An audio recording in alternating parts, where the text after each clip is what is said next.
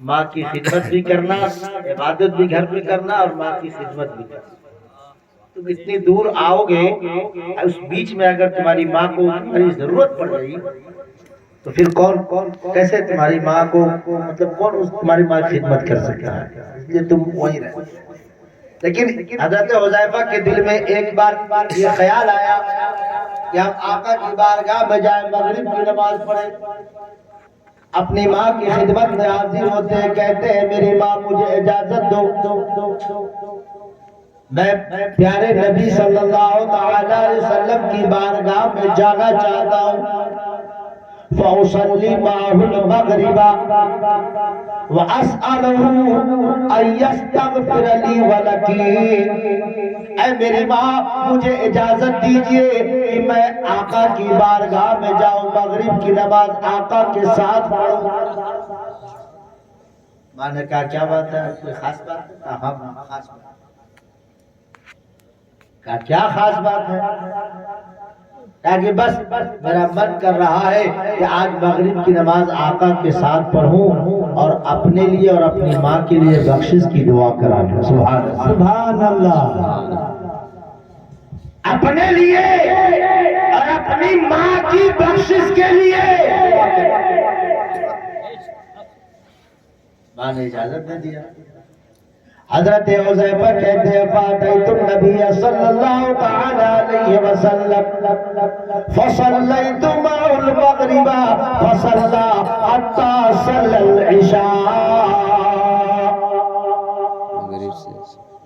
حضرت حذیفہ کہتے ہیں آقا کی بارگاہ میں آیا، آقا کے ساتھ مغرب کی نماز پڑھ لیا، اب سوچا کہ اپنے من کی بات سرکار کی بارگاہ میں عرض کر دوں، اور سرکار کی طرف جب وہ بڑھے تو کیا دیکھا کہ آقا مغرب کی نماز سے فارغ ہو کر دوسری نماز پڑھنے لگے۔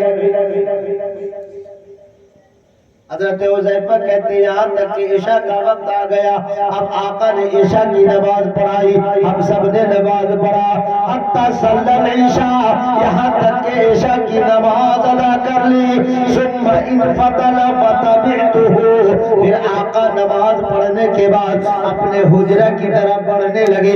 حضرت حذیفہ کہتے ہیں میں اپنے دل کی بات اب تک اپنے نبی سے نہیں کہا تھا، اس لیے وہ کہنے کے لیے آقا کے پیچھے پیچھے چلنے لگا،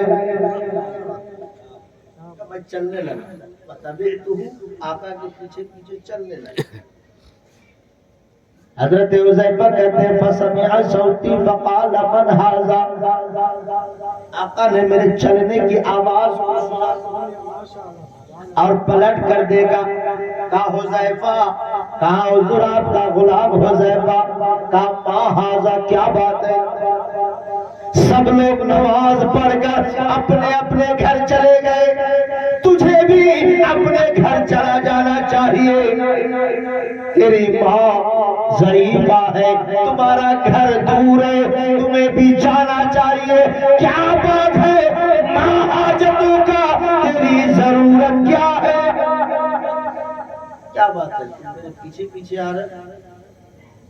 حضرات اب پیارے نبی صلی اللہ تعالی وسلم کی شان دیکھو، اپنے غلاموں کے چہرے کو ہی صرف میرے آقا نہیں دیکھتے بلکہ غلاموں کے دلوں کو بھی دیکھا کرتے۔ سبحان اللہ۔ اپنے چاہنے والے کے چہرے کو ہی آقا صرف نہیں دیکھتے بلکہ اپنے چاہنے والوں کے دلوں کو بھی میرے آقا دیکھتے۔ میرے آقا فرماتے ہیں کیا حاجت، کیا ضرورت ہے؟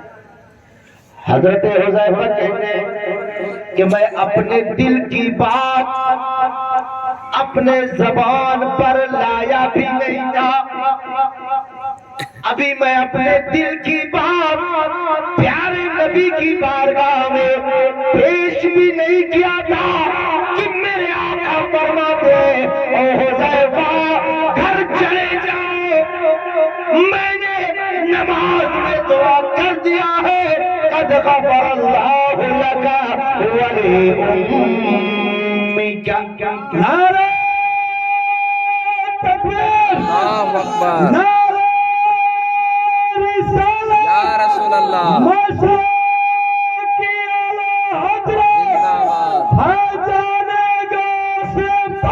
جاری رہے گا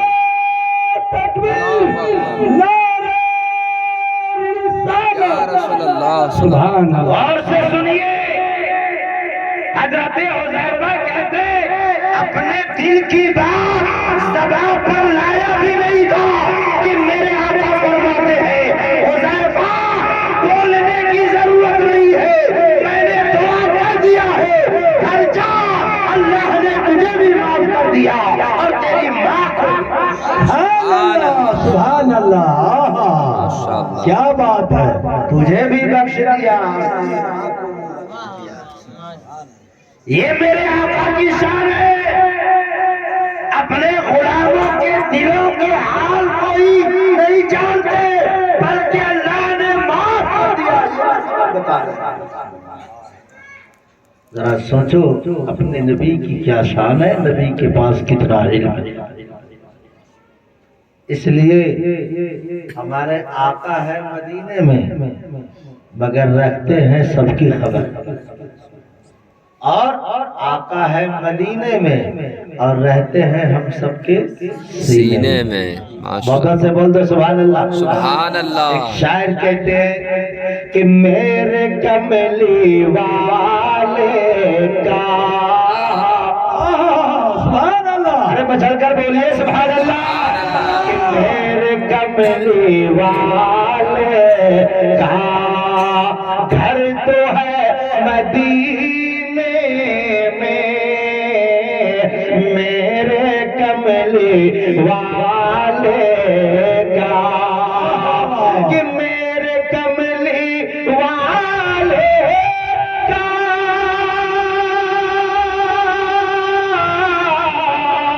ارے گھر تو ہے مدینے میں ہاں مگر وہ رہتے ہیں ہاں مگر وہ رہتے ہیں مومنوں کے سینے مگر وہ رہتے ہیں مومنوں کے سینے میں ہاں مگر وہ رہتے ہیں کیا بات ہے ایک بند اور شاد کلام کا آپ دیکھتے ہیں ہر جگہ اللہ کے ولی تشریف فرما آپ کے بغل میں روضہ شریف ہر جگہ ہر جگہ نبی کے پروانے ہیں نبی کے دیوانے اور سب کی اصل مدینے میں بعد میں پیش کر رہا ہوں ملاحظہ فرمائے کہ کون سی جگہ ان کی کون سی جگہ ان کے عاشقوں سے خالی ہے کون سی جگہ ان کے کہ کون سی جگہ ان کے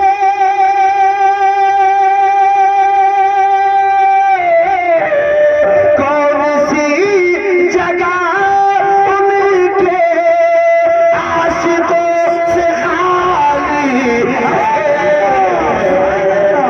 ہر جگہ ہے پروانے ہر جگہ ہے پروانے شمع ہے مدینے ہر جگہ ہے پروانے کیا بات ہے سبحان اللہ رات تو ہمارے آقا مدینے میں ہے مگر سنتے سب کی ہے بہرحال میں جو حضرت آدم علیہ السلام بتا رہا تھا وہ آخری بات آپ سنیے انشاءاللہ میں اپنے گفتگو کو ختم کرتا ہوں حضرت آدم علیہ السلام 300 سال تک دعا کرتے تھے اور 300 سال کے بعد ان کی دعا قبول ہوئی دعا قبول ہونے میں راز آخر وجہ کیا، کون سی چیز وجہ بنی قبولیت کی؟ تو خود حضرت آدم علیہ السلام کا بیان ہے، میرے آقا فرماتے ہیں کہ حضرت آدم علیہ السلام نے بیان فرمایا جب 300 سال کا زمانہ گزر گیا تو میں نے اپنے سر کو اٹھایا اور عرش کی طرف دیکھا جہاں اللہ کا جلوہ ہے۔ حضرت آدم کہتے ہیں کہ عرش کے نیچے میں نے ایک کلمہ لکھا ہوا پایا، ایک طرف لا الہ الا اللہ اور دوسری طرف محمد رسول اللہ۔ ایک طرف لا الہ الا اللہ، دوسری طرف محمد رسول اللہ۔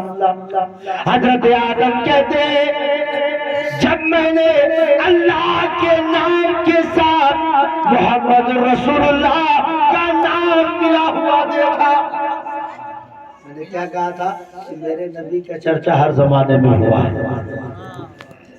آج تم لاؤڈ اسپیکر بند کر دو، میرے نبی کا ذکر بند نہیں ہو سکتا۔ تم پروکسی آواز بند کر دو، نبی کا ذکر بند نہیں ہو سکتا۔ ارے نبی کا ذکر آسمانوں میں ہے، نبی کا ذکر فرشتوں کی جماعت میں ہے، نبی کا ذکر انبیاء کے درمیان ہوا، نبی کا ذکر ہوا ہے اور ہوگا قیامت تک۔ سبحان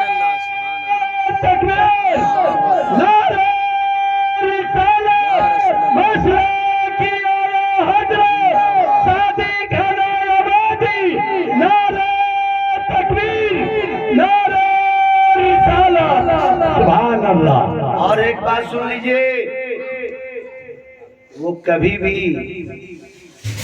مکمل ایمان والا نہیں ہو سکتا جو نبی کے ذکر کو رکوائے۔ اس لیے کہ میرے نبی نے فرمایا کہ تم ایمان والا ہو ہی نہیں سکتے اس وقت تک جب تک تم سب سے زیادہ مجھ سے محبت نہ کرو۔ بے شک حق ہے۔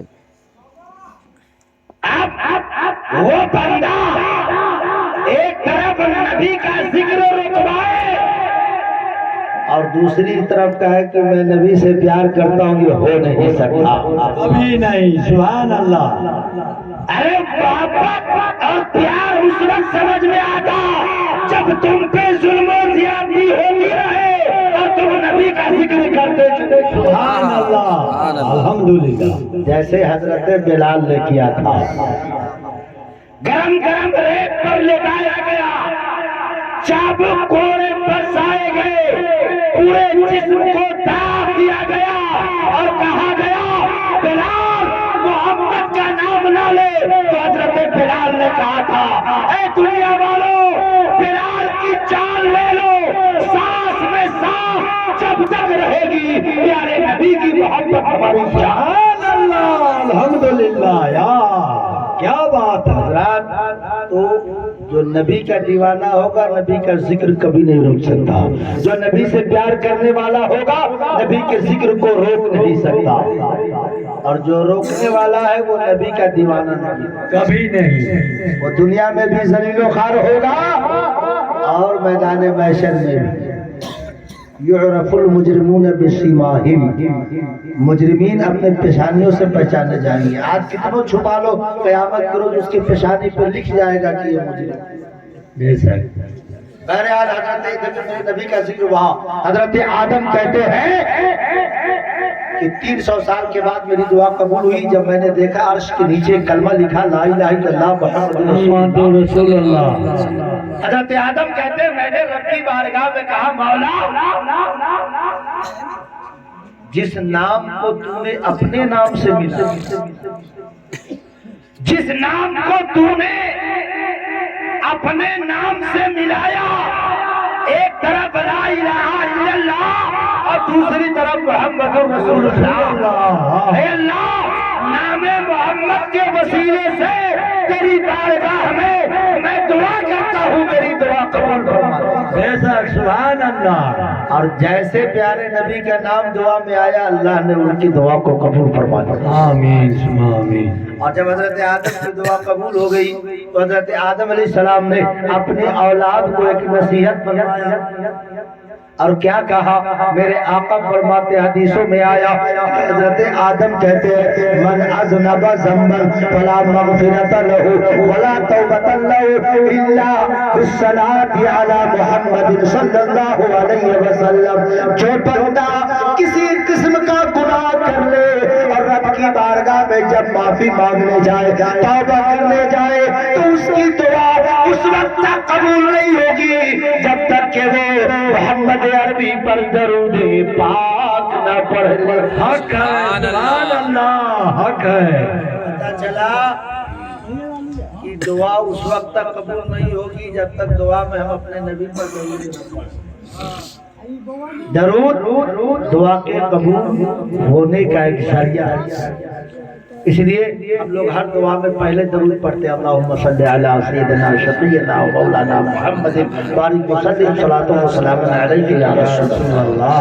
پھر دعا مانگتے ہیں اسی درود پاک کی برکت سے دعا قبول ہوتی ہے. بے شک ہم لوگ جب اچھا کام کرنے جاتے ہیں پہلے قرآن خوانی کرتے پھر میلاد شریف کرتے پھر وہ کام کرتے اسی اچھے کاموں کے ذریعے سے ہمارا وہ کام بنتا ہوا ہے. بے شک سبحان اللہ. اس لیے ہم سب لوگ دعا کریں گے اس میلاد شریف کی محفل کی برکت سے. کل جو ہونے والا کام ہے شادی خانہ آبادی کی تقریب اللہ تعالیٰ اس محفل کی برکت سے اس تقریب کو کامیاب کرے اور زوجین کو دولہا دلہن دونوں کو اللہ ہر آفت و بلا سے بچائے. آمین آمین. اور تاہین حیات محبت کے ساتھ زندگی گزارنے کی توفیق عطا. آمین.